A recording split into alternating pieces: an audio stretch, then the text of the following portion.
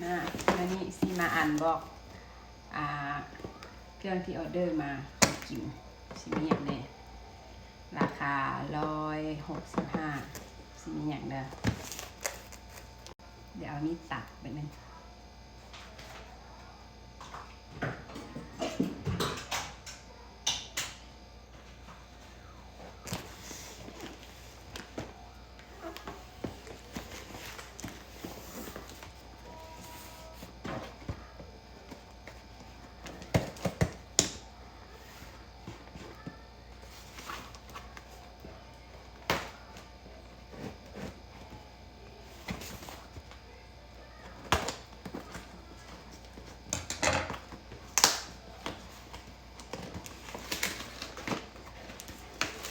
กินมาก่อนเลย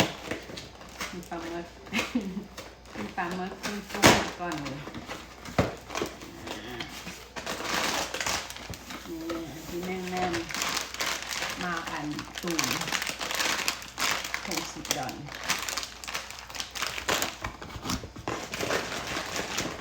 มีเขียดแห้ง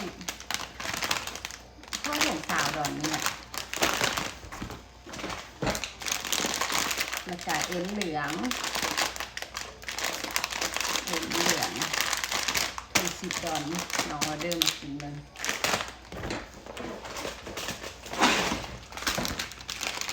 ปลาอันนี้ปลาอย่างวะตัวเองออเดอร์เองแล้วก็ลืมละปลาอย่างวะปลาขะแยงอยากกินแล้วแล้วก็มีมากจองเอามาราดนี่ปลาหมึกนี้ถุงครึ่งโล$45เลยว่าถังมักจองถุงนึงเงิน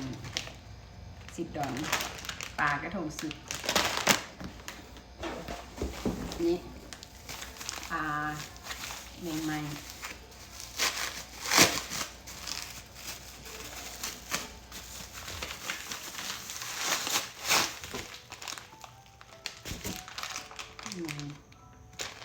ตะกะแตนทอดถุง2 ขีดชาวดอนมะกาจิโร่ไข่ถุง2 ขีดชาวดอน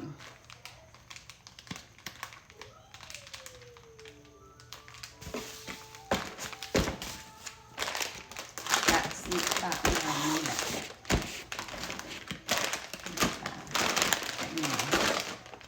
ค่าให้เบิ่งเด้อค่าฝาก$20ค่าเครื่อง145ในที่ท้ายให้เบิ่ง